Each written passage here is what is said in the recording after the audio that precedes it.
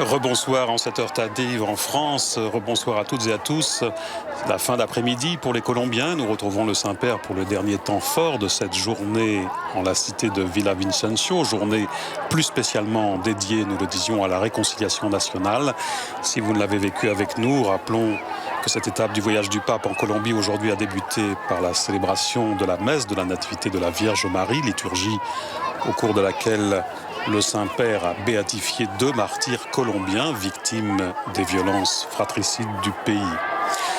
Le pape s'est ensuite rendu, il y a quelques moments, dans un parc de la ville pour une rencontre de prière pour la réconciliation, une liturgie nourrie de la parole de Dieu, du psaume 85, « Amour et vérité s'embrassent », et de plusieurs très émouvants témoignages auquel le pape a fait longuement écho dans son allocution qui a suivi les témoignages. Témoignages de victimes et témoignages d'oppresseurs, de bourreaux, enrôlés plus ou moins de force pour certains dans les forces révolutionnaires de la Colombie il y a quelques années. Et nous voici donc à présent en cet autre lieu emblématique de Villavicencio où le Saint-Père vient prier devant la croix de la réconciliation et rendre hommage aux victimes des violences qui ont donc traversé le pays durant tant d'années.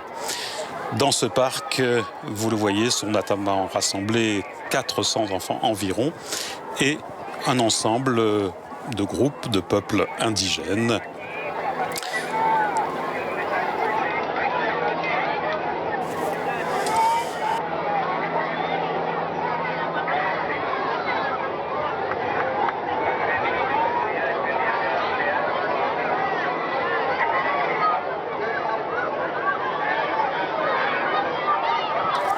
Le pape est tout d'abord accueilli par des enfants, des jeunes, qui devront ensuite l'accompagner à la croix de la réconciliation.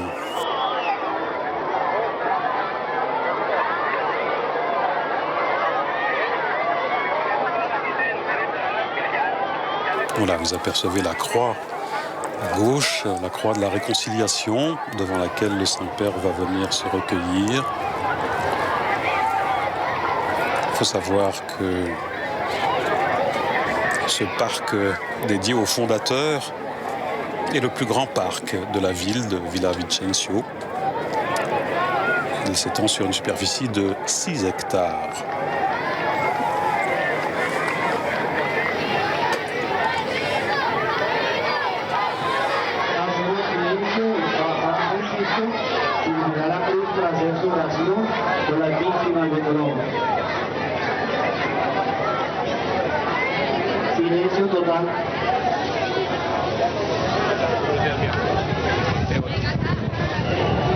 Alors le silence est demandé pour que le pape puisse porter cet hommage, rendre cet hommage aux victimes de la Colombie avec cette station devant la croix de la réconciliation.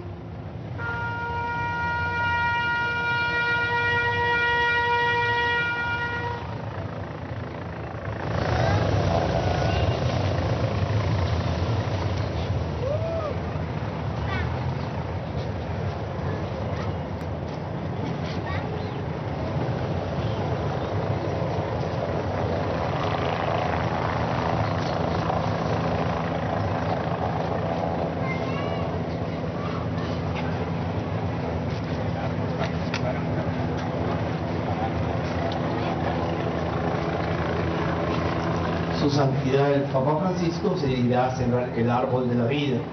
Estará al lado de la cruz. Là, le Saint-Père, comme prévu, va maintenant planter un arbre, symbole de la paix, de la réconciliation.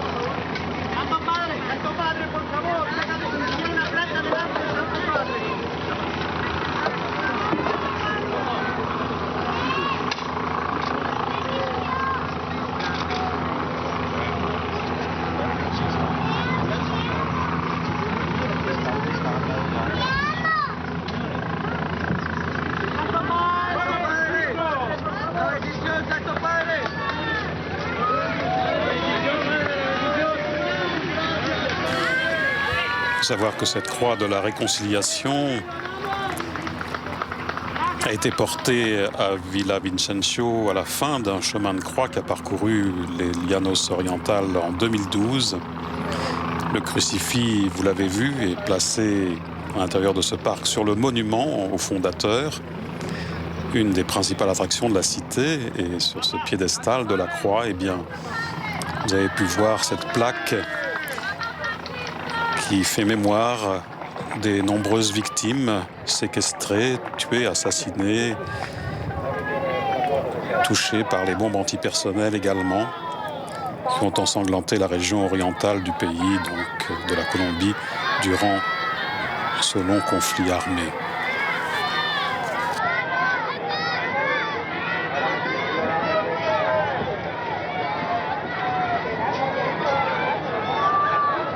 Un aplauso de despedida a su santidad Francisco, que nos acompañó hoy, que vino a acompañarnos hoy, que tuvo la oportunidad de encontrarse con los niños del departamento de Mesa, del municipio de Villavicencio.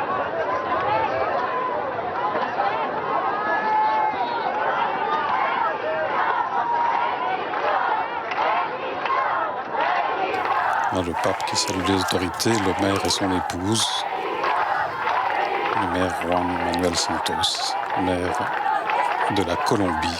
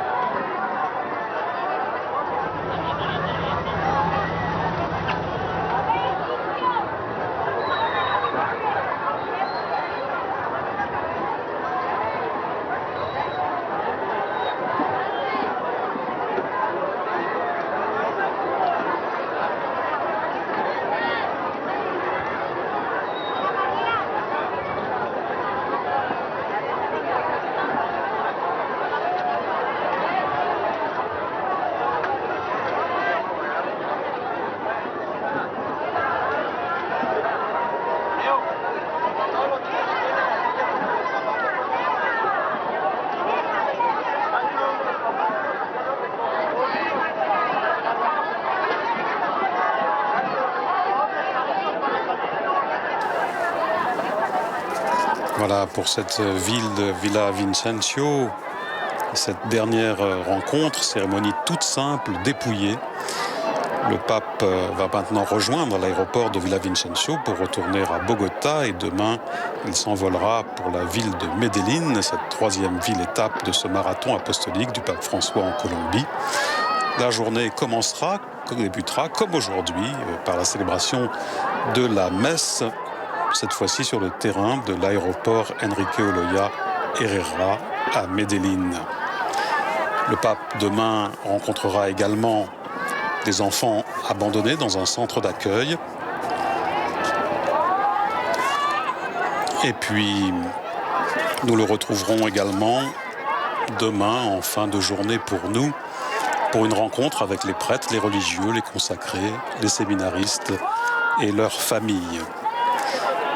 Merci à tous ceux qui nous ont permis de suivre cette journée en direct depuis la Colombie avec le pape François. Merci à Étienne Leraillère, notre envoyé spécial. Merci à Flavio Esposito et à Valérie Folco pour les traductions. Merci à Pierre Sébron et à toute l'équipe technique, Vanina particulièrement, pour la diffusion sur KTO. Merci à vous de votre grande fidélité, malgré, et a fortiori, en cette heure tardive.